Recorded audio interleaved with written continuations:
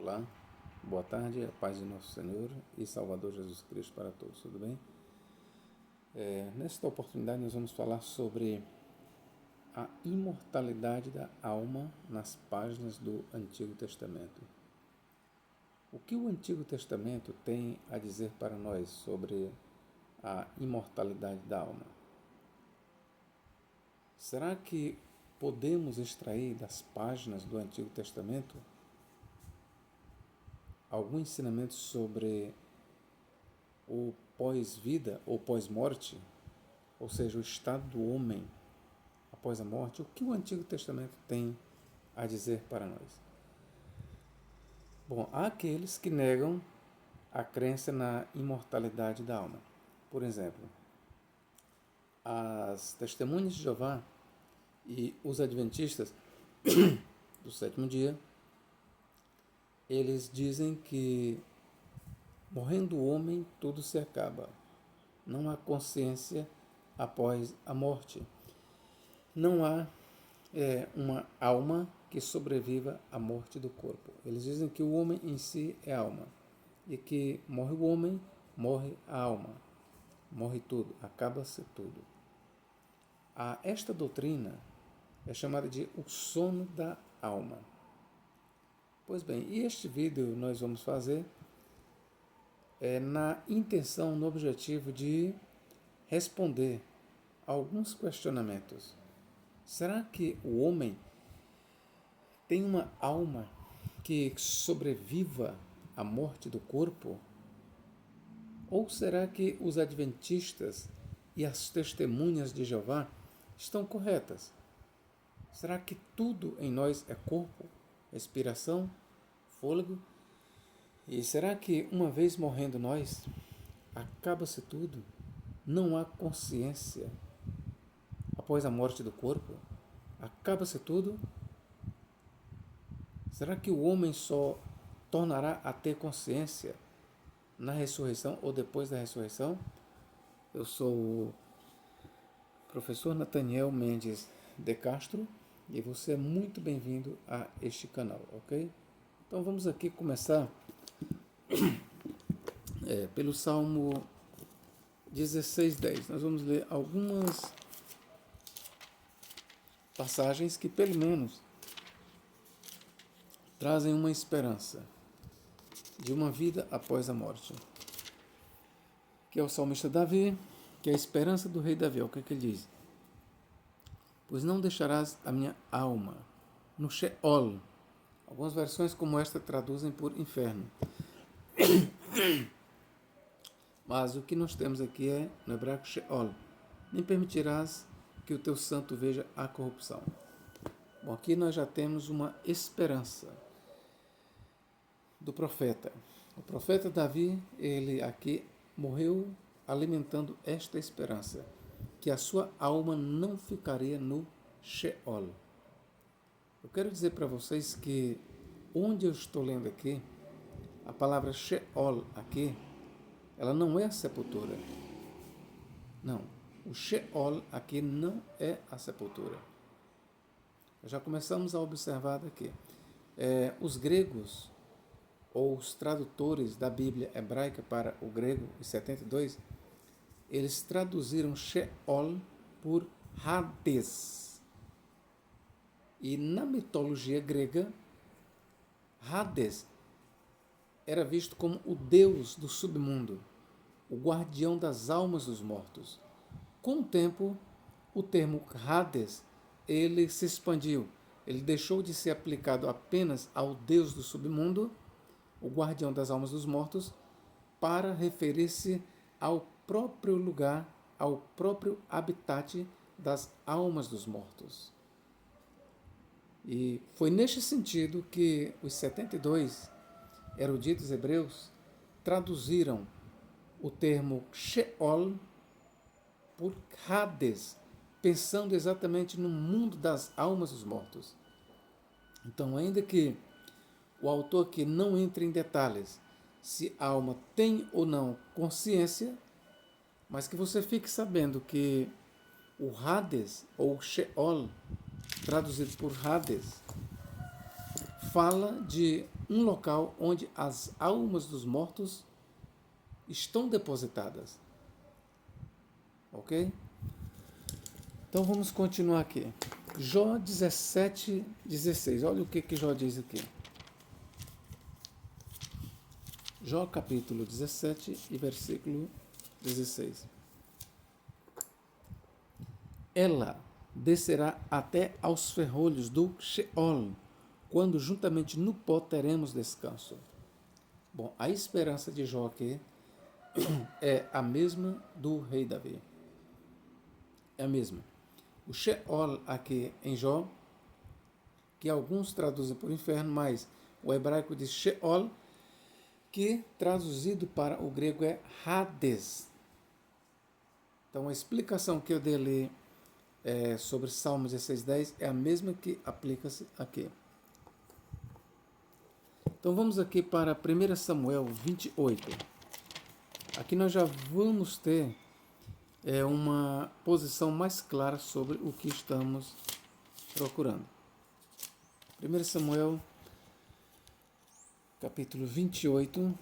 Aí eu vou ler aqui para você a partir dos versículos 13. Vamos ver. A partir do versículo 12. Vendo, pois, a mulher a Samuel, eu quero que você atente para isso.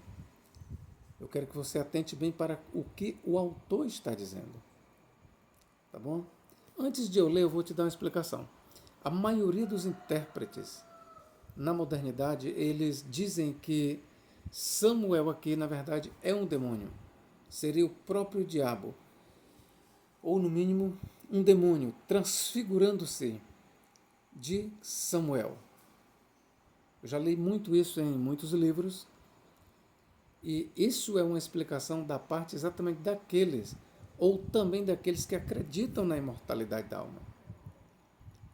Então eles dizem que aqui nós não teremos a alma ou o espírito de Samuel.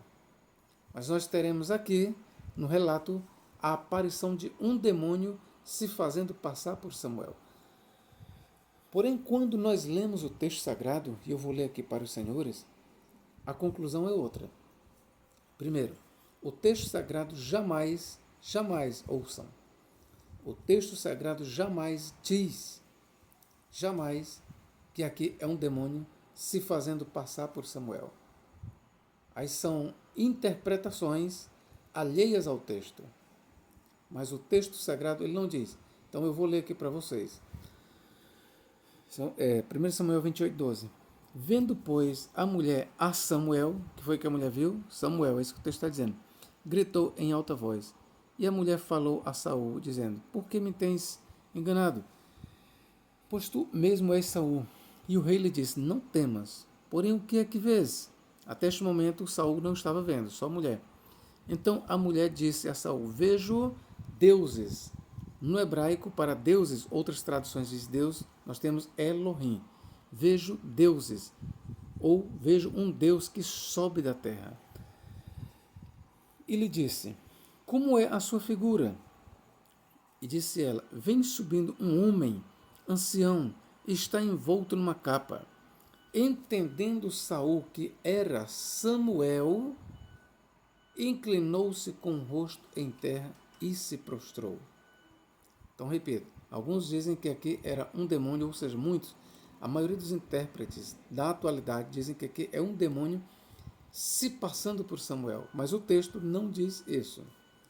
Samuel disse a Saul, a narrativa do autor, o que o autor está dizendo? O autor, quem escreveu o livro de 1 Samuel, ou livro de Samuel, o que ele diz? Samuel disse a Saul: Por que me desinquietaste, fazendo-me subir? Então disse Saul: Muito angustiado estou, porque os filisteus guerreiam contra mim. E Deus se tem desviado de mim, e não me responde mais, nem pelo ministério dos profetas, nem por sonhos. Por isso te chamei a ti, para que me faças saber o que hei de fazer. Então disse Samuel, o autor faz questão de dizer, então disse Samuel: Por que, pois, a mim me perguntas, visto que o Senhor te tem desamparado, e se tem feito teu inimigo? Porque o Senhor tem feito para contigo como pela minha boca te disse, e o Senhor tem rasgado o reino da tua mão, e o tem dado ao teu companheiro a Davi. Como tu não deste ouvidos à voz do Senhor, e não executastes o fervor da sua ira contra Amaleque, por isso o Senhor te fez hoje isso. E o Senhor entregará também a Israel contigo nas mãos dos filisteus. Amanhã tu e teus filhos estareis comigo. E o arraial de Israel o Senhor entregará na mão dos filisteus. Imediatamente Saul caiu estendido por terra e grandemente temeu por causa daquelas palavras de Samuel. Veja que o autor sagrado diz que as palavras eram de Samuel e não de um demônio se passando por Samuel. E não houve força nele, porque não tinha comido pão todo aquele dia e toda aquela noite.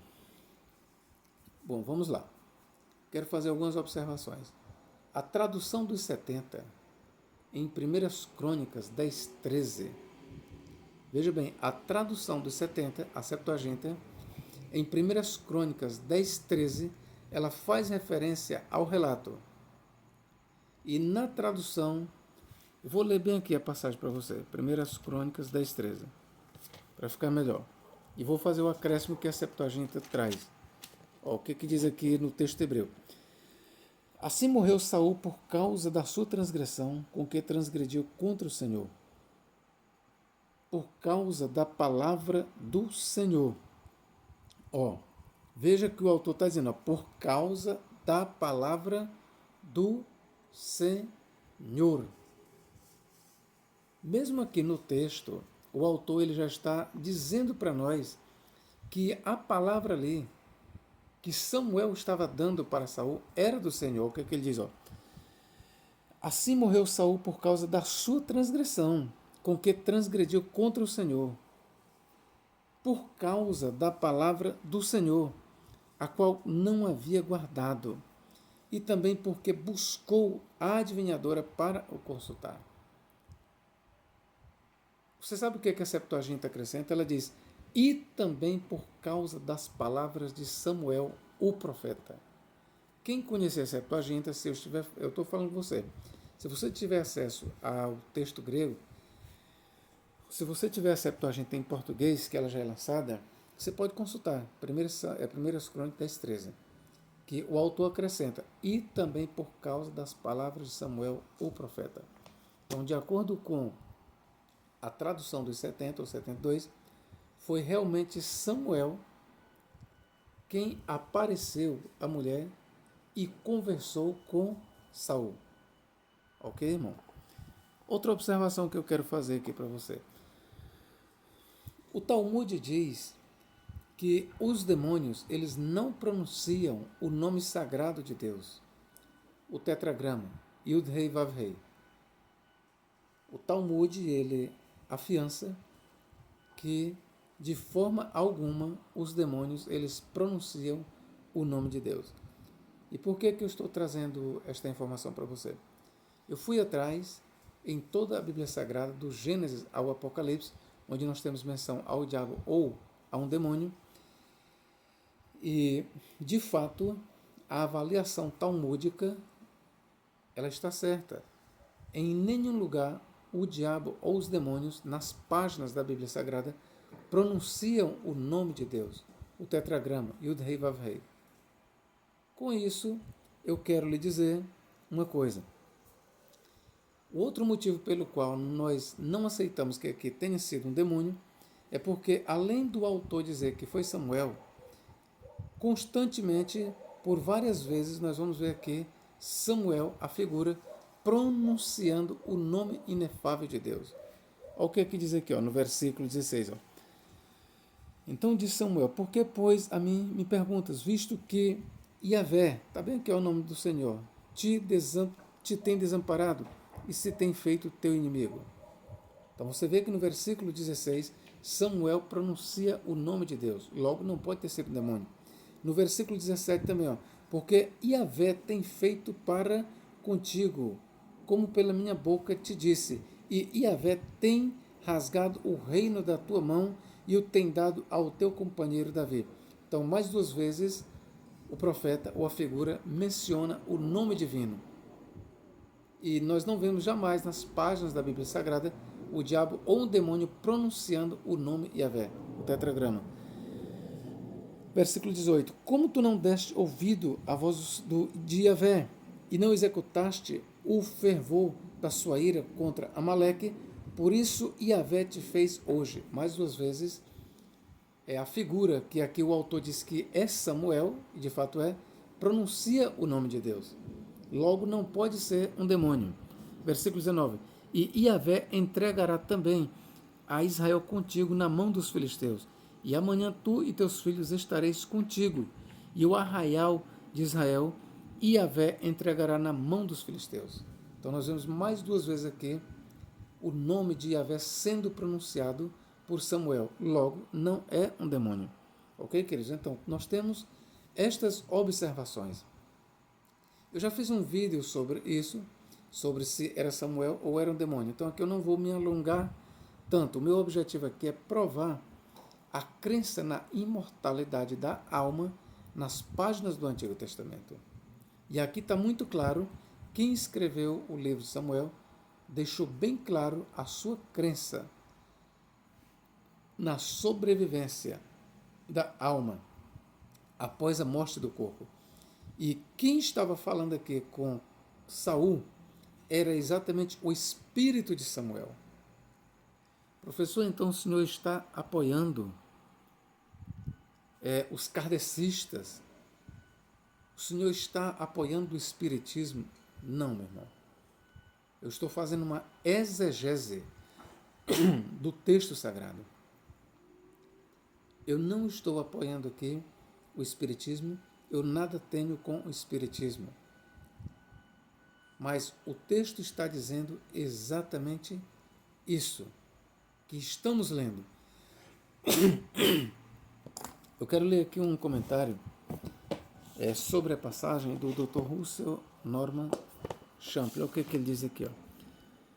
Até onde sou capaz de entender, ensina absolutamente que Israel, na época, acreditava que os espíritos mortos podiam ser chamados para efeito de consulta. Não há indício de que a médium se tenha mostrado fraudulenta. Não há indicação de que um demônio tenha aparecido, imitando Saul. Interpretações dessa ordem, da parte de cristãos modernos, deixam muito a desejar. Em outras palavras, os intérpretes supõem que a crença dos antigos hebreus fosse semelhante à dos cristãos modernos, de que a consulta a espíritos não pode ocorrer. A experiência ensina-nos que isso é possível e algumas vezes ocorre. O que o Champlin diz mais aqui? O texto diante de nós é uma prova de que, na época em que a história foi escrita, havia a crença na sobrevivência da alma diante da morte física, isto é, sobrevivência da parte imaterial do homem, o seu eu real. Então, meus amigos, o Dr. Russell Norman Champlin, aqui no comentário de 1 Samuel 28 e versículo 3, ele traz este comentário, e Champlin está certo. E eu acrescento aqui uma coisa. Filon de Alexandria, ou melhor, esqueci aqui, Flávio Joséfos, ele traz este relato e ele diz que realmente era Samuel. O livro do Pseudofilo, ele também diz que era Samuel. O Talmud babilônico, no Sanhedrin, ao falar sobre o episódio, ele diz que realmente foi a alma de Samuel ou o espírito de Samuel quem conversou. Há essa discussão no Talmud e o Talmud é favorável que aqui realmente tenha sido o espírito de Samuel ou a alma de Samuel. Se você for investigar isso na tradição judaica, até onde vai o meu conhecimento, a maioria dos judeus, dos intérpretes judeus, eles veem aqui realmente Samuel. Quando nós vamos para a patrística, vamos começar aqui. Justino de Roma, ele via aqui a alma de Samuel. Quem mais? Santo Agostinho também via aqui a alma de Samuel. Claro que para eu ser justo com você, eu tenho que lhe dizer que a interpretação de que aqui era um demônio, ela também se encontra na patrística. Por exemplo, Tertuliano, ele dizia, e talvez tenha sido ele, dentro do cristianismo, o primeiro a trazer essa interpretação.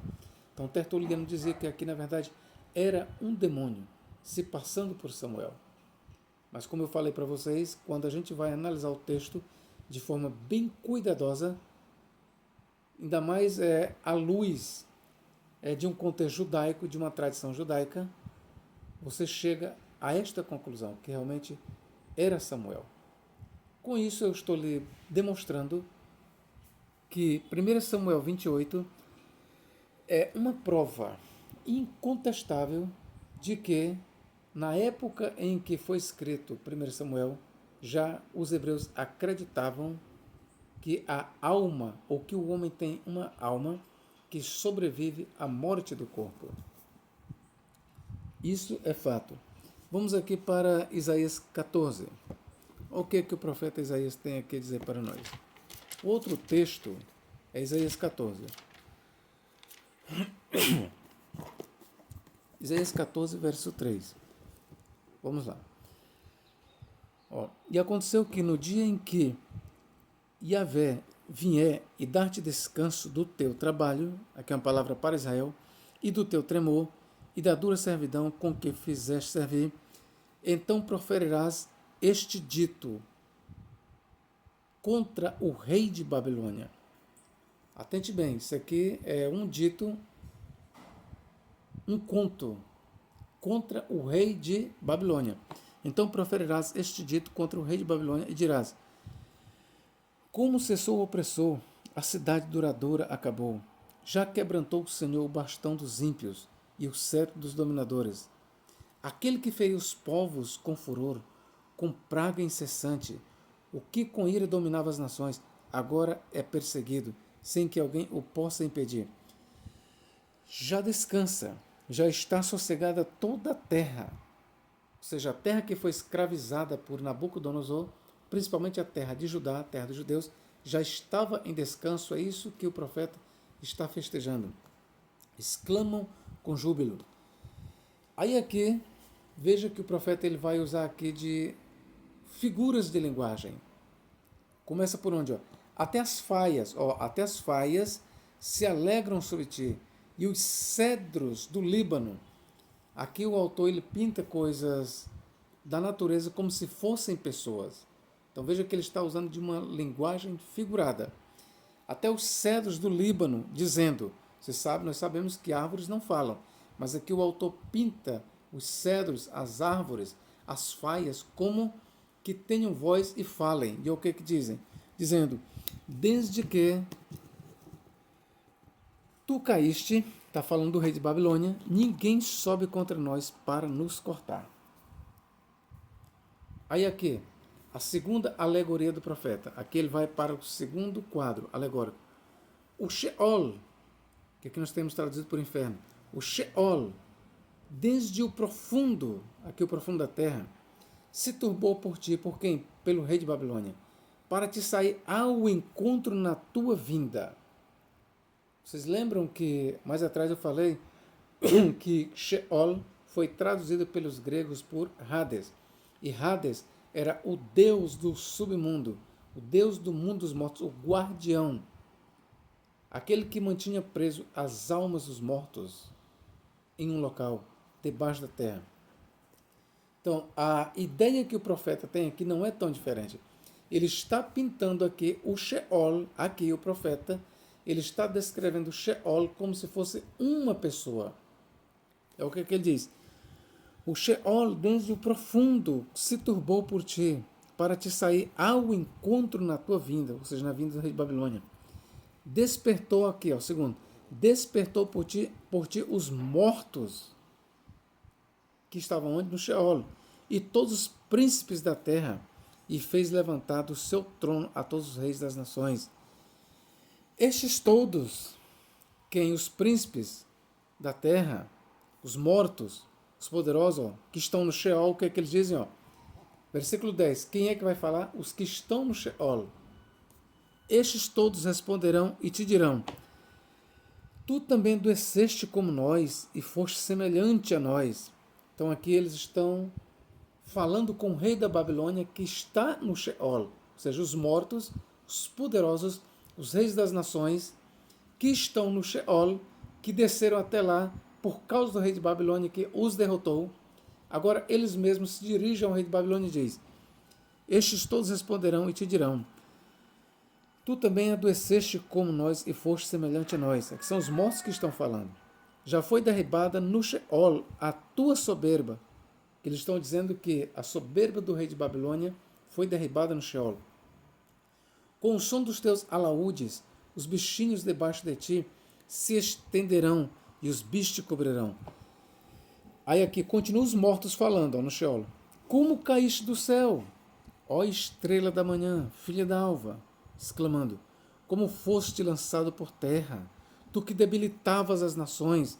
Os mortos aqui exclamam, admirados, porque o rei da Babilônia, que um dia os matou, e por causa do rei da Babilônia eles estavam no Sheol, eles agora também estão vendo o seu algoz, o rei da Babilônia lá no Sheol, e por isso eles disseram isso: como cais do céu, ó estrela da manhã, filha da alva, como foste lançado por terra, tu que debilitavas as nações.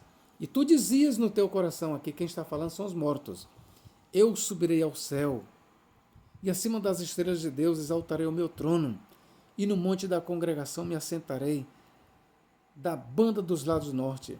Então eles aqui estão, os mortos estão referindo as palavras arrogantes do rei de Babilônia quando ele dizia em vida. Continuam os mortos aqui falando as palavras do rei de Babilônia quando estava em vida. Subirei acima das mais altas nuvens e serei semelhante ao Altíssimo. Continuam os mortos. E, contudo, foste levado ao Sheol, ou vieste ao Sheol, ao mais profundo do abismo.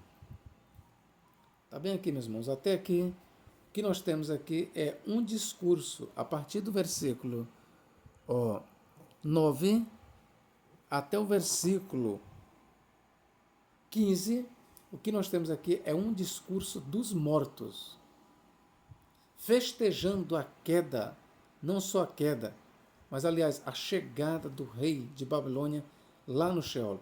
O quadro que Isaías descreve aqui,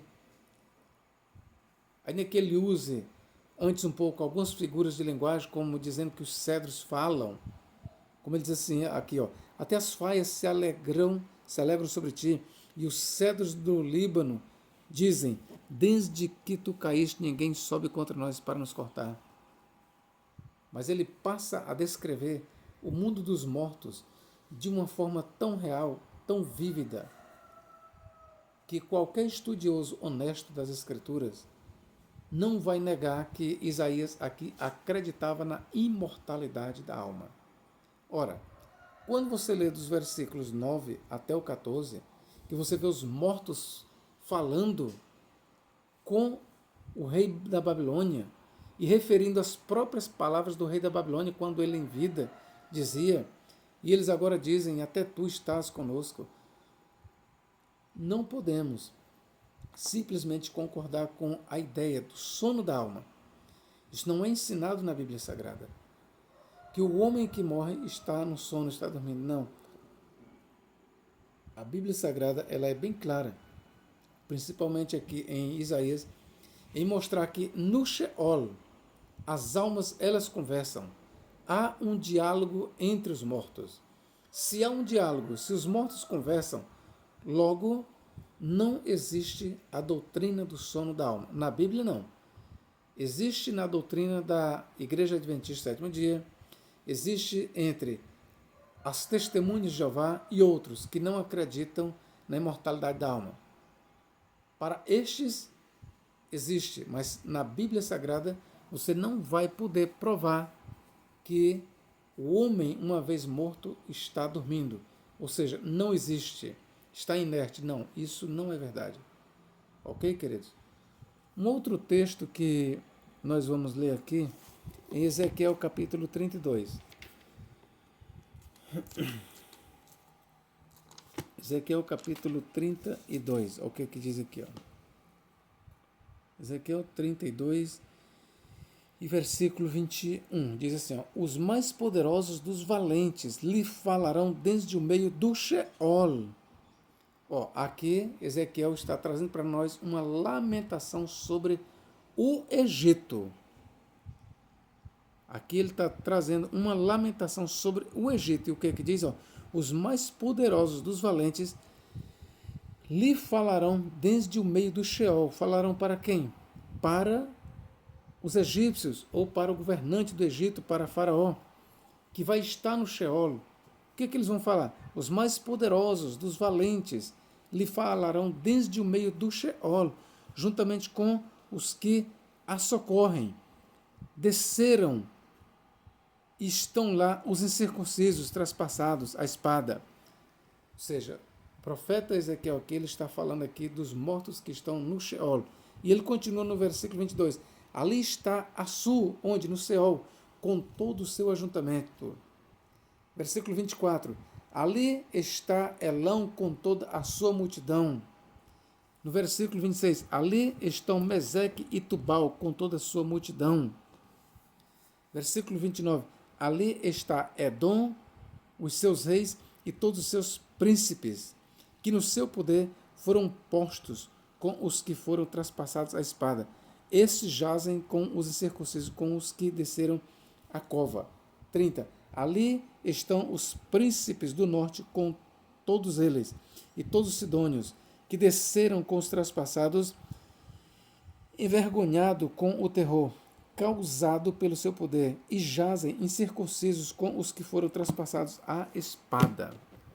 Quando eles dizem, ali estão e desceram, é porque, de acordo com os antigos, o Sheol, ou Hades, ele ficava nas partes mais baixas da terra, nas profundezas da terra.